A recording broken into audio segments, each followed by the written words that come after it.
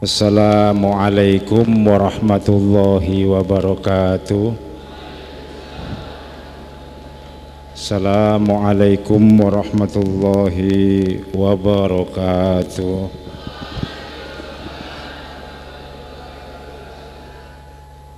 Al-Fatihah. A'udzu billahi minasyaitonir rajim. Bismillahirrahmanirrahim.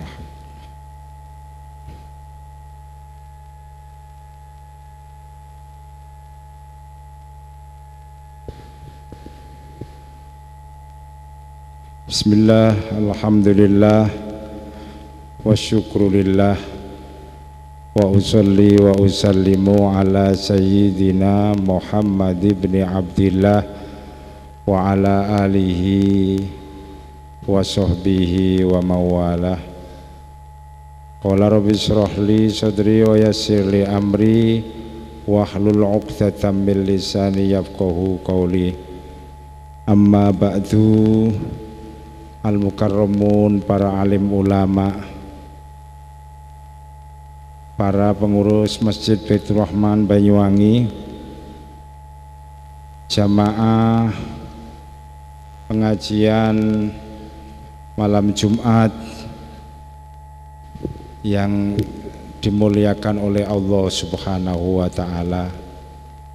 Alhamdulillah wa syukurulillah atas rahmat Allah Subhanahu wa ta'ala, kita pada kesempatan malam hari ini bisa berkumpul dalam keadaan sehat walafiat. Sholawat serta salam mudah-mudahan terlimpahkan kepada junjungan kita Nabi besar Muhammad sallallahu alaihi wasallam. Hadirin yang saya hormati, dulu ada seorang sahabat Rasulullah sallallahu alaihi wasallam,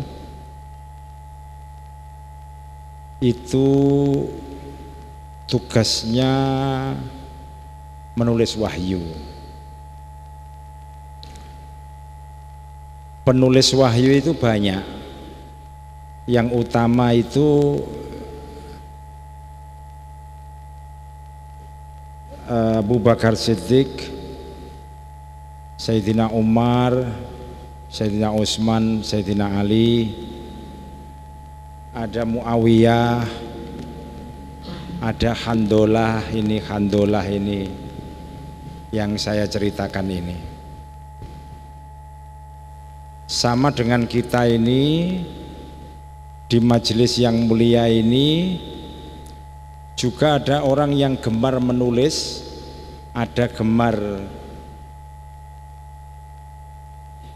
membaca saja, ada yang gemar menulis dan membaca, ada yang tidak gemar, yang penting pokoknya datang dan ya pokoknya datang gitu aja. Zaman Rasulullah ada yang namanya Handolah. Handolah ini dalam sebuah riwayat ini adalah seorang penulis wahyu. Diceritakan dalam kitab Sahihul Muslim, riwayatnya Imam Muslim tentunya. Handolah itu meriwayatkan ketemu dengan Sayyidina Abu Bakar radhiyallahu anhu, sama-sama penulis wahyu.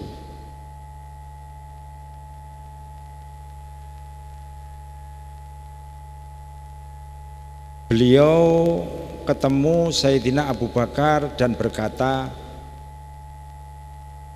nafaqo Handolah, gitu kira-kira.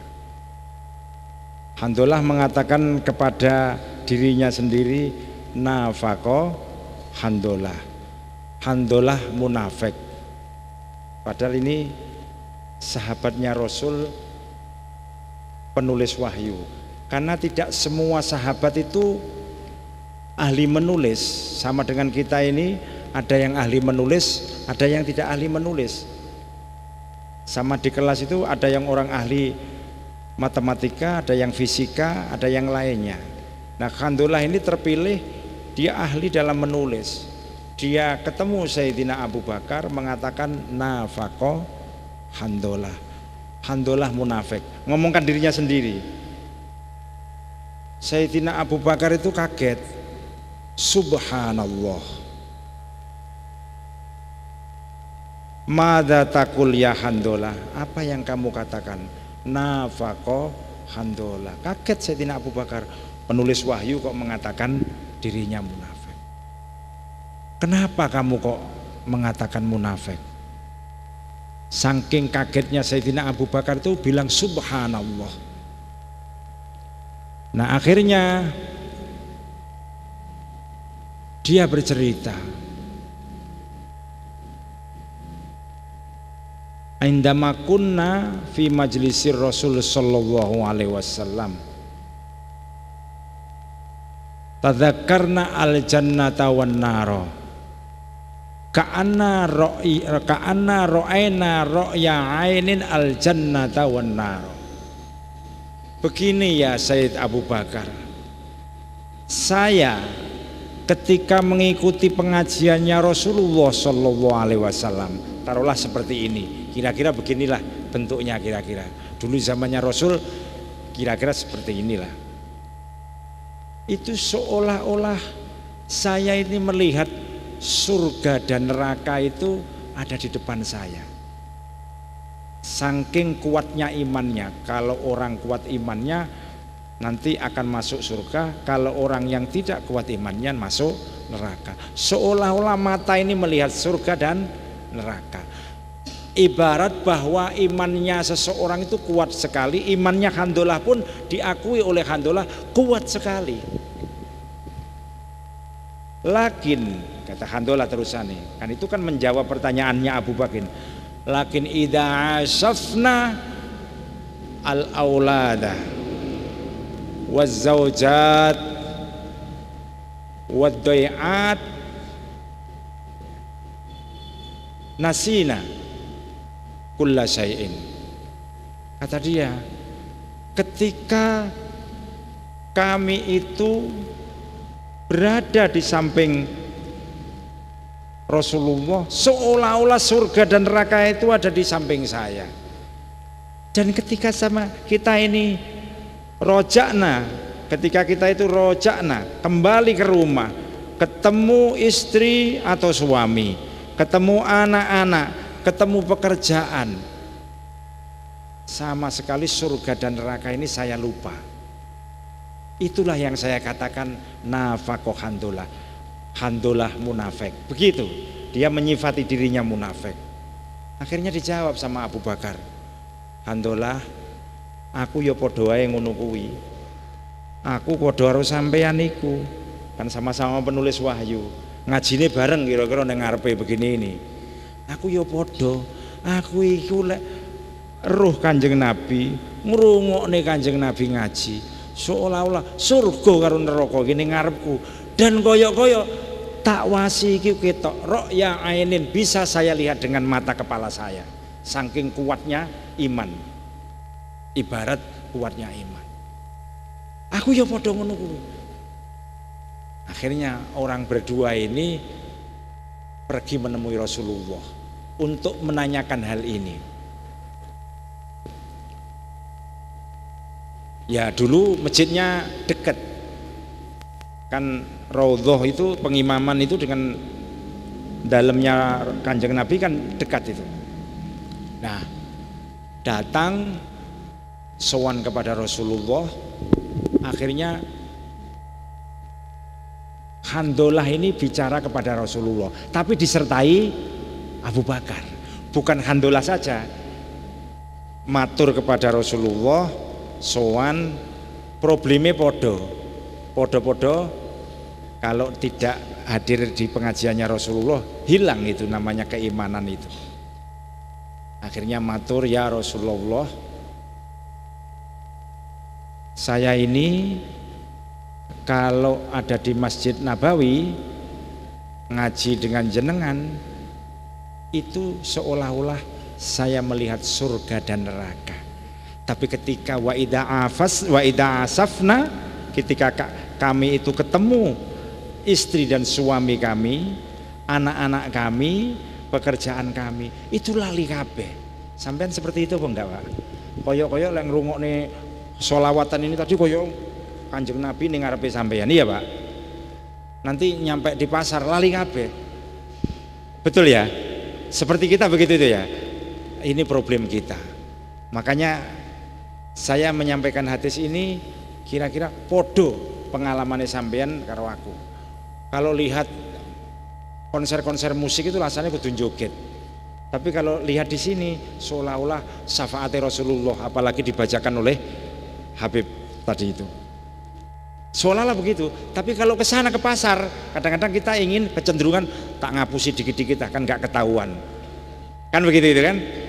Itu seperti itu. Itu bukan kita saja. Sahabatnya Nabi, penulis wahyu juga seperti itu. Terus apa kata Rasulullah? Ini ada solusi yang lumayan lah.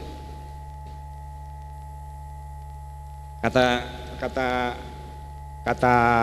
Kanjeng Nabi, ya Handolah, ya Handolah, lau tadumuna ala ma takununa indi la sofahat kumul malaikah ala firosikum wa ala turukikum. Handolah, Abu Bakar barang. Kalau sing takon Handolah di hadis itu redaksinya wahai Handolah. Jadi Abu Bakar ada di situ. Tapi kan kira-kira saya ini kalau kita matur ke guru kita, kowe sing ngomong kowe ae. Dikira yang punya problem yang ngomong aja, padahal iki ya nunut iki padahal Abu Bakar. Cuman kira-kira ndak berani. Handolah dalam Kanjeng Nabi. Lamun kowe iku eling karo Gusti Allah dan inget surga dan neraka, seolah-olah kamu melihat surga dan neraka, kamu terus seperti itu setiap hari, la sofahatkumul malaikah ala firosikum wa ala turukikum, maka kamu itu akan ditemani oleh malaikat setiap hari. Artinya apa saja yang kamu kehendaki itu mesti terkabul kalau kamu seperti itu. Paham sampean? Lek kowe iku tetep koyo ngono, inget terus Allah, melihat surga dan neraka seolah-olah kamu melihat dengan mata kepala kamu, maka kamu itu akan didampingi malaikat selama-lamanya terus seperti itu. Lakin ya Handolah, ada tulisannya gitu, lakin ya Handolah, tetapi wahai Handolah, saatan 3 kali, saatan. Tapi itu kan artinya kalau dalam bahasa Arab itu istidrok itu mengembalikan kalam yang belum diucapkan. Gini loh, tapi awakmu besok saya mau ke Surabaya bersama-sama keluarga, tapi awakmu gak usah ikut. Nah, tapi awakmu gak usah ikut. Kau tadi itu akan melihat surga dan neraka seperti itu terus, maka malaikat akan terus bersama kamu, dan apa yang kamu butuhkan malaikat akan langsung lapor kepada Allah. Tapi wahai Handolah, saatan. Dalam tafsirnya hadis ini dikatakan saatan ada masa 3 kali. Saatan ada masa untuk belajar, saatan ada masa untuk bekerja, saatan ada masa untuk berkumpul dengan istrimu atau suamimu ataupun anak-anakmu. Dadi awake dhewe ini Bapak Ibu, umpama ning pasar itu kerja terus kelingan bagaimana pasar itu jualan kita itu bisa meningkat, itu wajar. Ya ngono itu yang bener.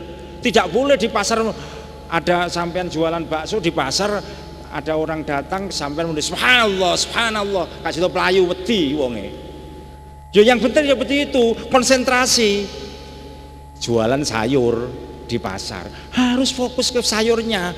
Ayo Bu, sayur top ini baru metik tadi pagi, bersih, dijamin ini, bersih, dijamin nih, yang nanam saya sendiri. Tidak boleh di tengah pasar itu sampean bilang begini, sayur di sini dibiarkan sampean la ilaha illallah, la ilaha illallah, kasih tuku wong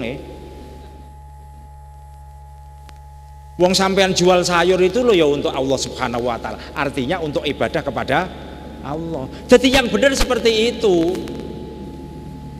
Jadi pelayan mall misalkan punya ruko di mall, punya stand di mall, sampean juga gak boleh di situ itu tahlilan kalau nggak ada orang, atau tahlilannya di dalam, bukan di situ ngomong astagfirullahaladzim, astagfirullah, subhanallah wa ni'mal wakil. Ya orangnya ya lewat kabeh kasih tuku. Ya harus dibersihkan, tampilannya, standnya diperbaiki agar supaya orang datang. Anda bekerja itu kan untuk ibadah kepada Allah, harus fokus seperti itu. Rasulullah mengatakan saatan, ada waktu. Sa'ah itu kan waktu, saatan lisyuhul, ada hari untuk bekerja, ada hari untuk ketemu istri, ada hari untuk belajar seperti ini. Seperti sampean ini kan tadi kerja semua atau Pak tadi pagi ya. Nah, ada hari untuk bekerja, ada hari untuk mencari ilmu seperti sekarang. Itu yang benar. Karena setiap sesuatu itu ada waktunya sendiri. Itulah yang namanya moderasi dalam beragama. Kalau sekarang jenengan sering ngomong moderasi beragama, yaitu proporsional, jadi sesuai dengan porsinya. Wayai kerja ya mikiri kerja, wayai istirahat mikiri istirahat, wayai ketemu anak istri ya mikiri anak istri. Tidak boleh datang di rumah anaknya semua istrinya mau menyapa atau suaminya mau menyapa, sampean malah maca Quran. Loh, itu istri kamu itu ya bisa menyebabkan kamu masuk surga atau neraka. Suami kamu juga bisa menyebabkan surga ataupun neraka. Jadi merawat istri atau merawat suami itu hakikatnya juga ibadah kepada Allah. Di sini pelajaran yang kedua dikatakan, orang manusia itu tidak boleh terlalu fokus memikirkan sesuatu dan mengabaikan hak-hak yang lain.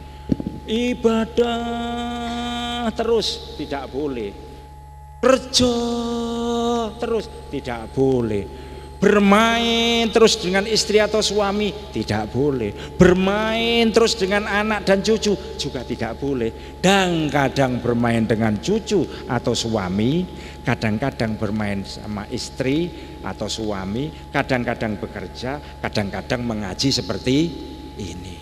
Saya ini juga dari kemarin di Jember mengajar, kemarin hari ini mengajar. Saya ini tadi perasaan saya kok sepi di sini. Ojo-ojo ketinggalan aku ngaji nih mau. Ternyata belum selesai ternyata. Alhamdulillah belum mulai ternyata. Untung. Jadi saya juga punya pengajian bersama orang-orang kampung kanan kiri saya. Saya juga punya pengajian dengan mahasiswa. Saya punya pengajian dengan santri. Saya juga pengajian dengan orang-orang Ansor, orang anak-anak Ibnu di kanan kiri. Seperti itu. Pulang ke rumah saya main-main sama anak, malamnya bermain sama istri. Iya kan?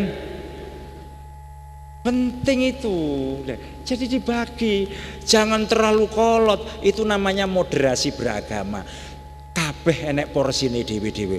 Dalilnya banyak. Kalau dibacakan hari ini tidak nutut, besok saja.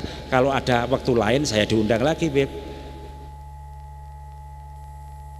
Jadi banyak orang itu nggak boleh terlalu kolot-kolot, nggak boleh. Ada dulu itu, ini cerita hadis nih. Kalau Al-Qur'annya wasatol litakunu syuhada 'alan nas.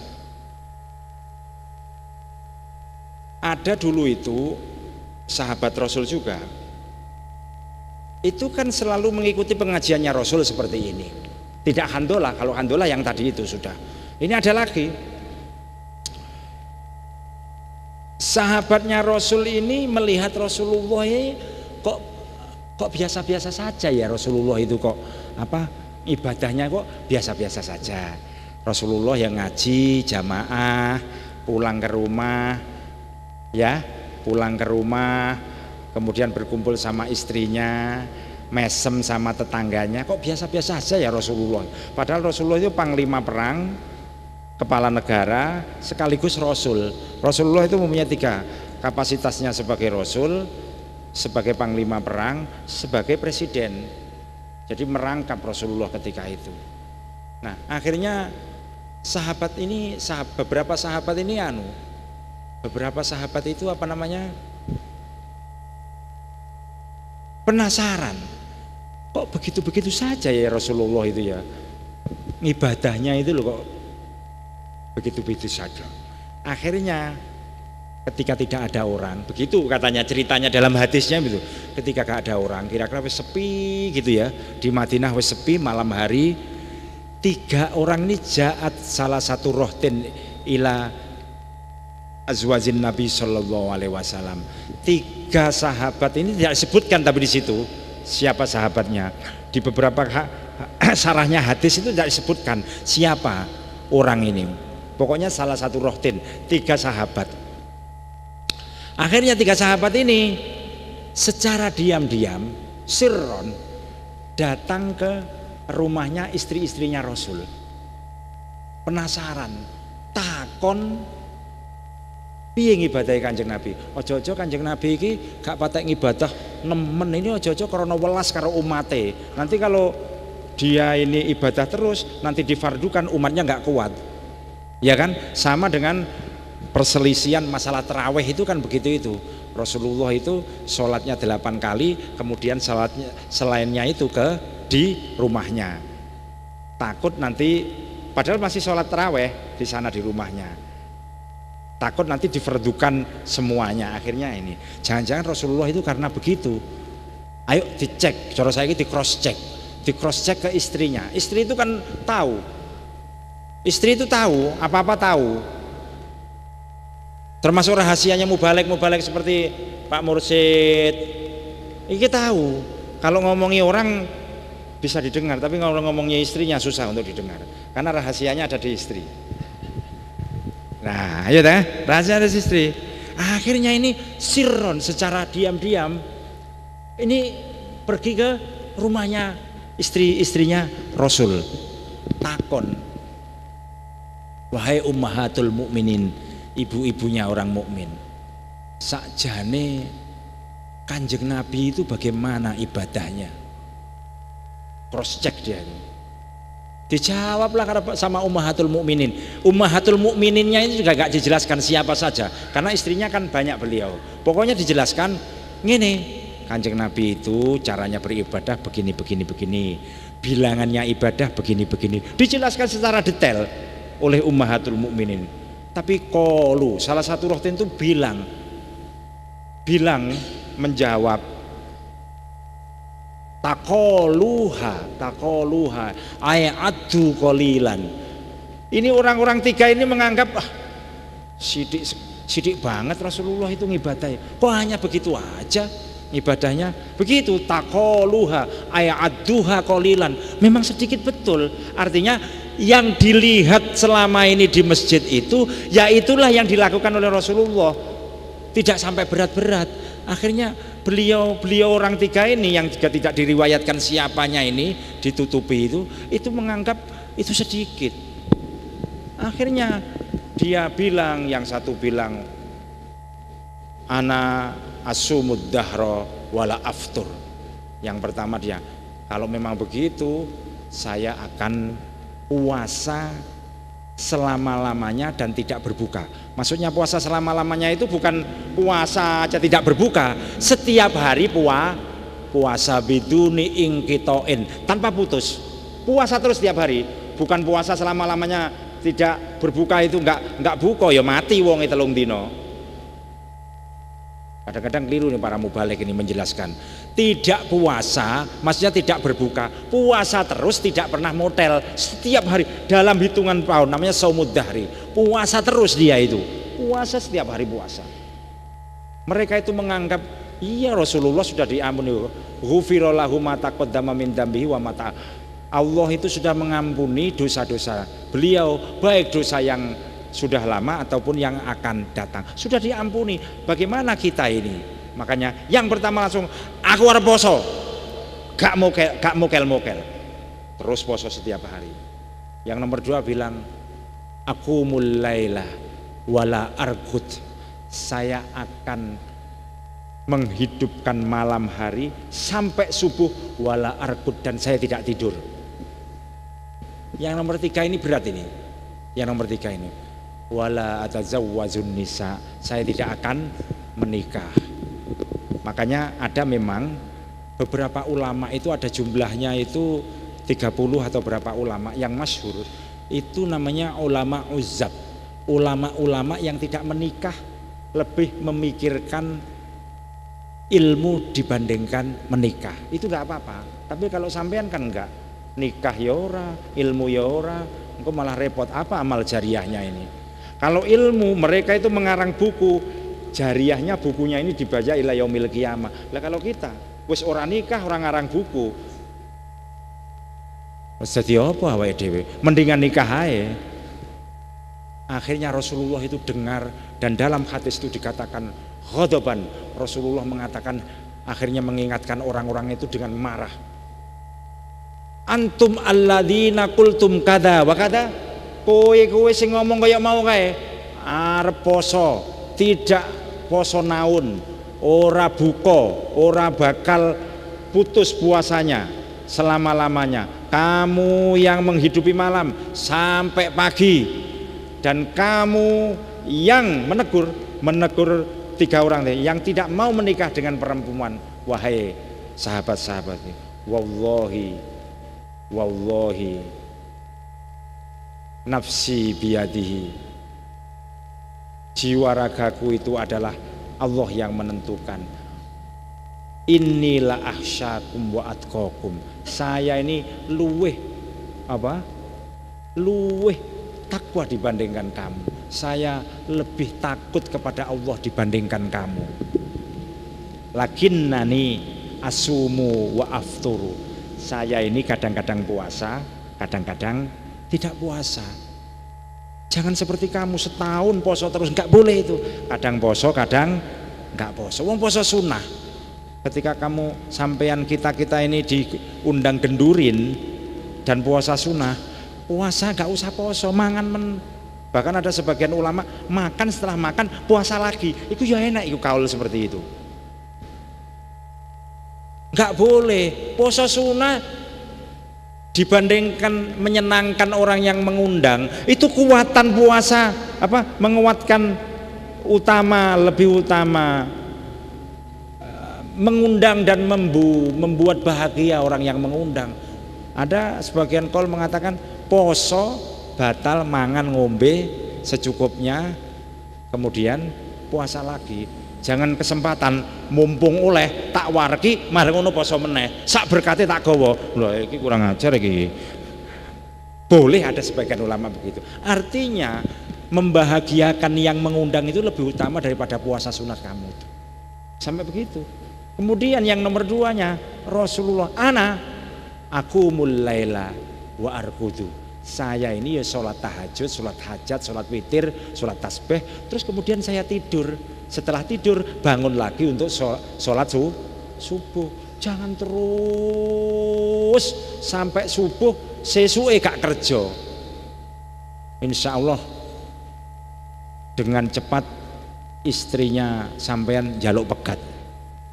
Tenan, apa emangnya aku harus dipakani tasbih apa piye? Iya tuh Pak. Rizki itu dari Allah, tapi ikhtiar rizki kita. Ya toh? Ikhtiar rizki itu kita. Ada rizki itu maksum.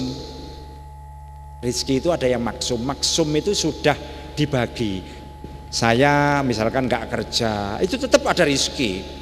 Saya yakin wa ma min dabatin illa 'alallahi rizquha. Semua yang ada di bumi ini, yang punya kaki, yang bisa bergerak, ini ada rizkinya. Sampai nggak kerja itu juga ada rizkinya pasti. Tiap hari aja ke sini mesti ada makan di sini. Cuma itu namanya rizki maksum. rizki yang telah dibagikan oleh Allah. Ada rizki yang ghairu maksum, rizki yang kita itu harus ikhtiar. Pengen kaya ya bekerja, itu namanya rizki yang ghairu maksum. Jodoh itu takdir Gusti Allah, mencari jodoh ikhtiarnya manusia. Kaya iku lho penyanyi sapa sing anu arep ngelamar Desi Ratnasari, Nasar. Iya, Nasar iku yang ngono, berusaha piye carane dapat Desi Ratnasari. Tuwek tapi tetap ayu. Piye carane itu Bib ya? Anggota DPR, artis. Sejak saya kecil sampai saya masih muda ini, itu Desi Ratnasari selalu cantik. Nasar pinter, untuk Desi Ratnasari takdir, tapi mencari Desi Ratnasari itu adalah ikhtiar. Rizki juga begitu, diam aja di situ ada takdir, mengenang ada hujan nanti pasti sampean minum, itu namanya rizki maksum. Yang ghairu maksum tidak dibagi, ya harus ikhtiar, usaha. Ya ikhtiar. Jadi jangan memakai wa ma min dabatin illa 'alallahi rizqiha. Nanti buat wah rizki ku senek pokoknya uji urip karo Gusti Allah dikasih sama Allah, tapi banyaknya itu adalah ikhtiar kita. Sholat duha, berpikir sekolah piye carane ini potensi sampah jadi rizki dan lain sebagainya, itu ikhtiar kita. Ya kan, ada yang jadi pesepak bola seperti Cristiano Ronaldo, Messi, Muhammad Salah tulisannya, M Salah itu padahal Muhammad Salah Al-Misri, Mesir, orang Mesir. Lihat aja kalau mau main kan dia begini, paling dongak Robbana atina atau sholatan munjiat, Allahumma sholli sholatan tunjina min jamil ahwa. Muhammad Salah itu rizki yang ghairu maksum, yang diusahakan. Rizkinya ada Pak. Allah itu innallaha la yukhliful mi'ad. Gusti Allah itu tidak akan mengingkari janjinya. Pasti ada rizkinya, tapi ikhtiarnya itu yang penting. Nah, apa tadi? Kemudian dimarahi oleh Rasulullah, wa atazawwajun nisa. Saya ini juga menikahi perempuan. Tidak boleh tidak menikahi perempuan. Kalau mampu, hukumnya sudah wajib. Mampu dan takut berzina, itu hukumnya wajib untuk menikah. Nah, di sini bisa diambil kesimpulan, orang itu seperti prinsip aswaja itu. Jadi tawassut, tengah-tengah, tidak ekstrim kanan, tidak ekstrim kiri. Ora terlalu ngamuan, tidak boleh. Ora tahu ngamuk, ya gak oleh.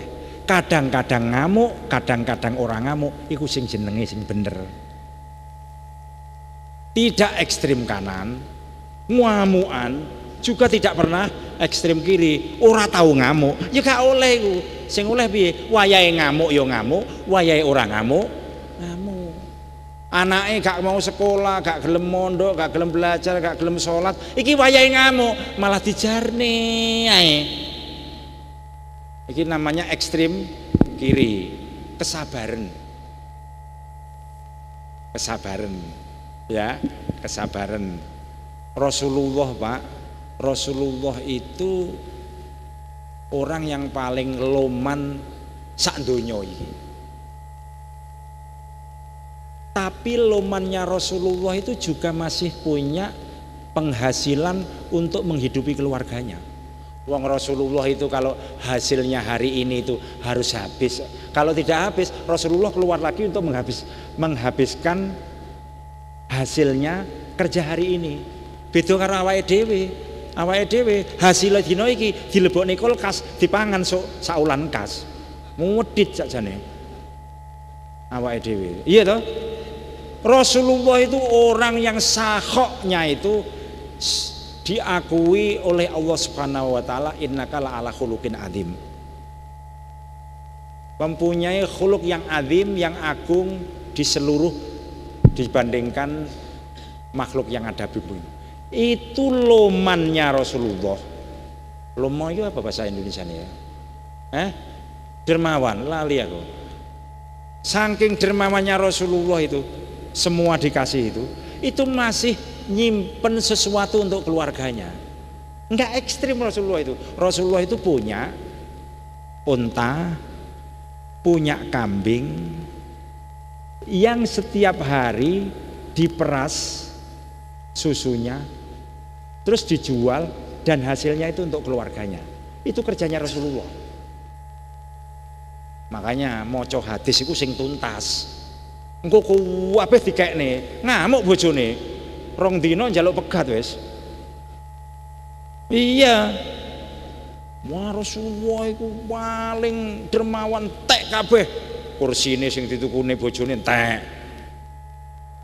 Janganan-janganan sayur-sayur entek. Kulkas dikekne kabeh, perlu omahe dikekne, bojo-bojone barang dikekne. Rasulullah itu dalam keterangan hadis lain di kitab Ihya Ulumuddin itu punya penghasilan untuk menghidupi anak-anaknya dan istri-istrinya, alias Rasulullah itu ya juga bekerja. Jadi itu namanya sakho. Itu namanya sakho. Sakho itu mengasihkan sesuatu kelebihan dari hasil kerjanya, itu sakho.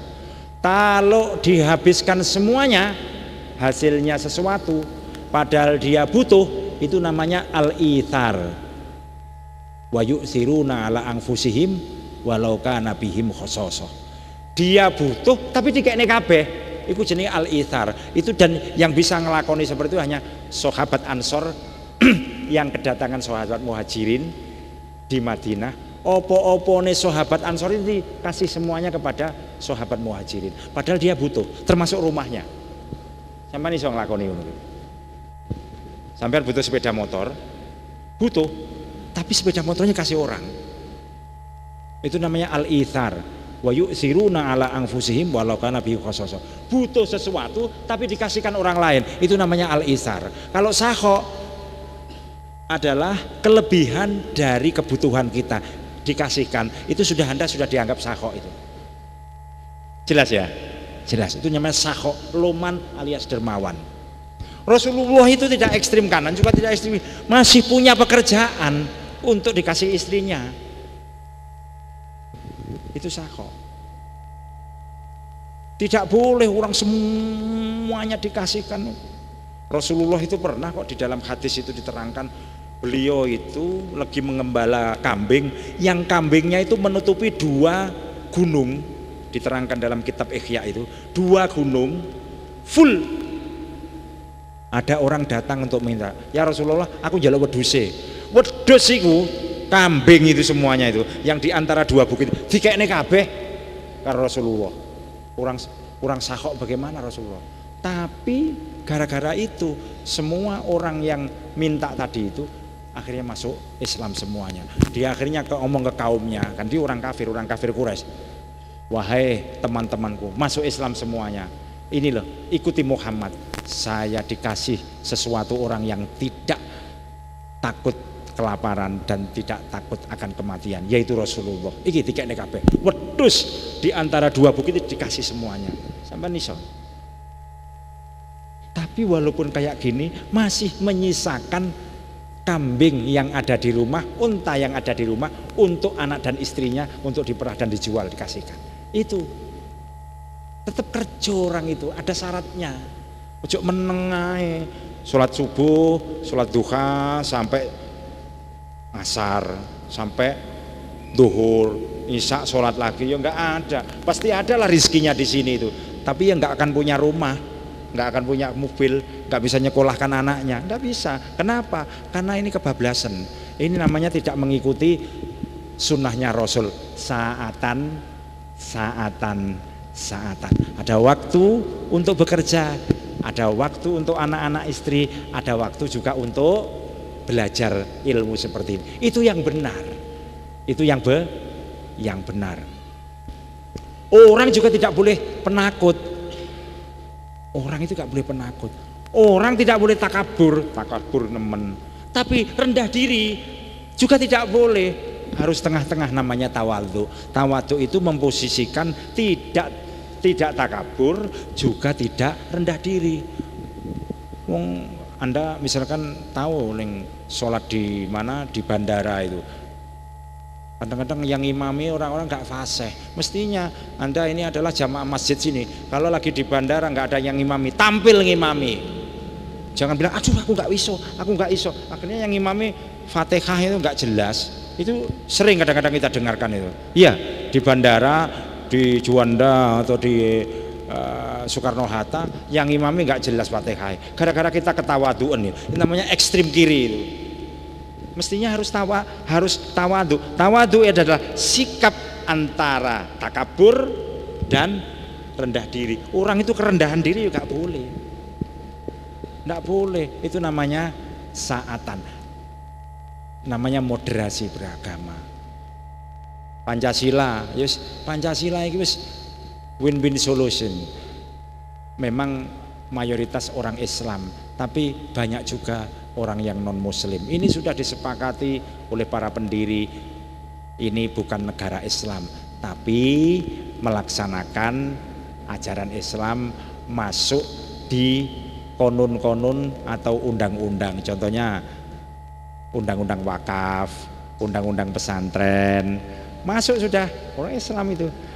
Undang-undang tentang zakat, undang-undang tentang pendidikan Islam, MI, SD, Ma'had Ali, pesantren, semuanya memang labelnya gak Islam, tapi nilai-nilai Islam sudah masuk. Ini juga tawasud, win-win solution, tengah-tengah jembatani antara orang muslim dan non muslim.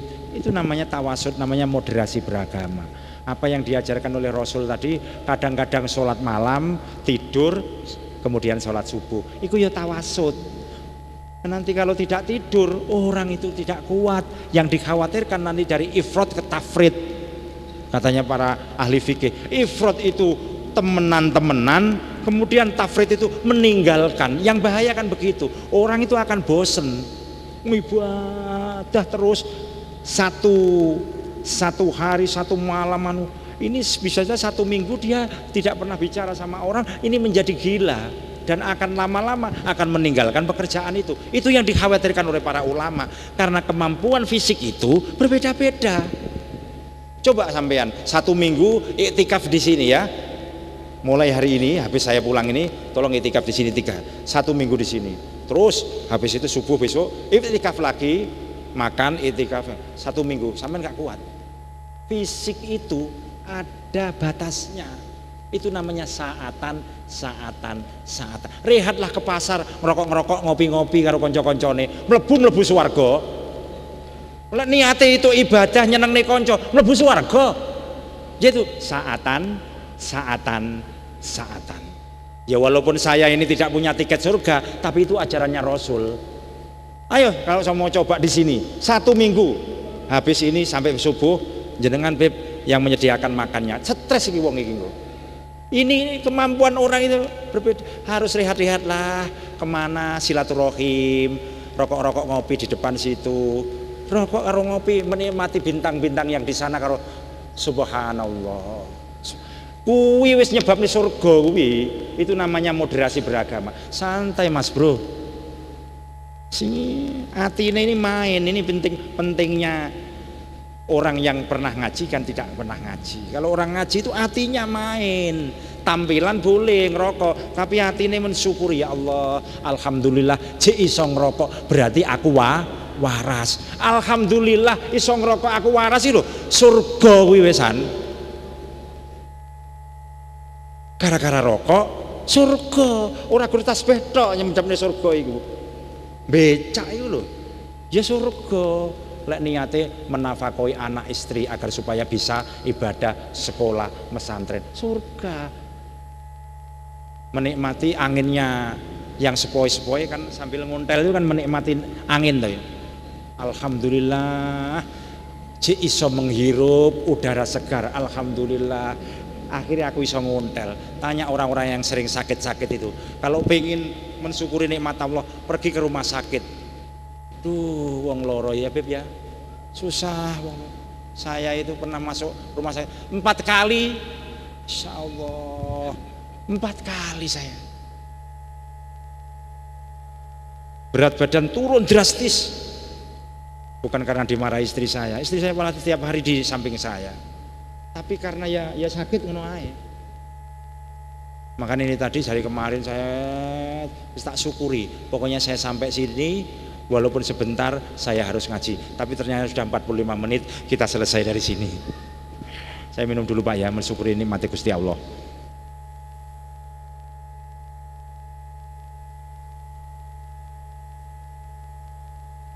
Jelas nggih? Jelas Pak ya? Kesimpulannya hidup waktunya diatur, yang penting niatnya semuanya untuk ibadah. Itu namanya moderasi beragama. Jangan didik-didik salah. Saya lihat rekaman Beb, ada rekaman itu orang katanya jalan di depannya orang gini-gini, harum. Warung ini kok harum iki piye to? Kon ngaji dhisik ning aku. Bawa kitab, tapi kalau ngaji ya kita bantah-bantahan pakai kitab. Oh, sulit sekali hidup jadinya kalau haram terus itu ya. Al-Fatihah. A'udzubillahi minasyaitonirrajim. Bismillahirrahmanirrahim.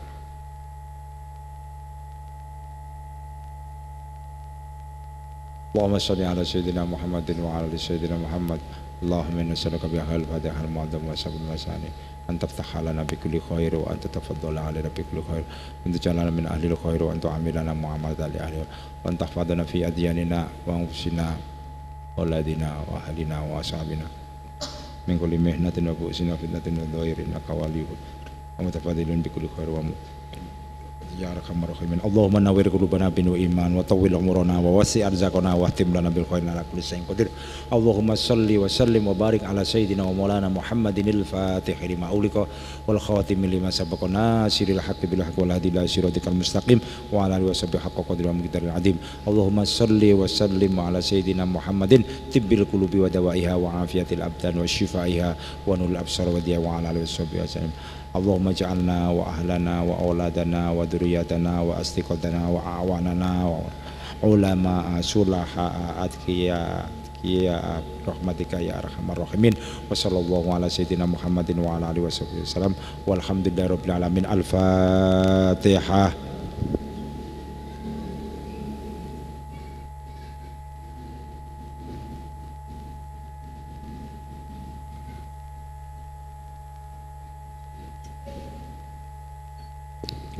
Allahul muwaffiq ila aqwamit thoriq. Wassalamualaikum warahmatullahi wabarakatuh.